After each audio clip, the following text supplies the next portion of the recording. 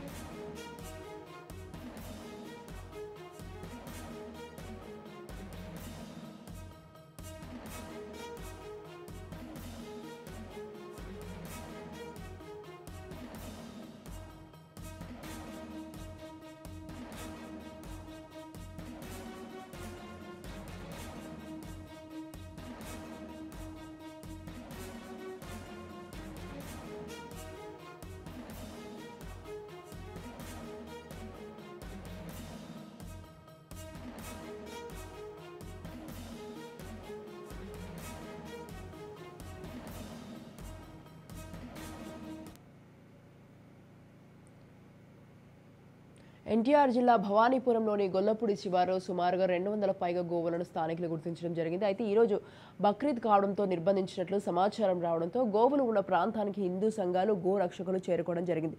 Right, ఈ విషయంపై పూర్తి సమాచారాన్ని మా ప్రతినిధి యశ్వంత్ ఫోన్ లైన్ లో అందిస్తారు. యశ్వంత్, ఈ రోజు బక్రీద్ పండుగ కావడంతో సుమారు 200 గోవులను కూడా విజయవాడ సమీపంలో ఉన్నటువంటి భవానీపురం సమీపంలో 200 గోవులను కూడా అక్కడ నిలుపుదల చేయడంతో వాటిని హిందూ ధర్మ రక్షకులు కూడా వాటిని గుర్తించారు. వాటిని పైన కూడా 200 సుమారు గోవులను కూడా అదుపులోకి తీసుకున్నారు. ఇవి ఇక్కడ ఎవరు బంధించారు, ఇవి వేటి కోసం తెచ్చారు అనేది కూడా వాళ్ళైతే విచారించినా కూడా ఎవరు కూడా వీటిపై కూడా స్థానికులు కూడా ఎవరు ఎలాంటి సమాచారం చెప్పకపోవడంతో సుమారు వాటిని నిన్న మధ్యాహ్నం కూడా ఈ హిందూ ధర్మ పరిషత్ కు సంబంధించిన వారు కావచ్చు, గోరక్షలు కూడా కావచ్చు, వీళ్ళందరూ కూడా అక్కడ సంఘటన స్థలాన్ని చేరుకొని 200 సంబంధించిన గోవులను కూడా అయితే అక్కడ భవానీపురంలో ఈ నిర్బంధించిన గోవులను అయితే మాత్రం వీళ్ళు అదుపులో తీసుకున్నారు. ఈ వ్యక్తులు ఎవరు ఇక్కడ తీసుకొచ్చారు, వీటిని ఎవరు ఇక్కడ నిలువ చేశారు, వీటిని ఎక్కడికి తీసుకెళ్తారో దానిపైన కూడా వాళ్ళు తెలుస్తారు. స్థానిక భవానీపురంలో ఉన్నటువంటి పోలీస్ స్టేషన్ లో కూడా వీళ్ళంతా కూడా కంప్లైంట్ ఇవ్వడం జరిగింది. దీనిపైన కూడా ఇప్పటికే పోలీసులు కూడా ఎంక్వైరీ చేస్తున్న పరిస్థితి ఏర్పడింది.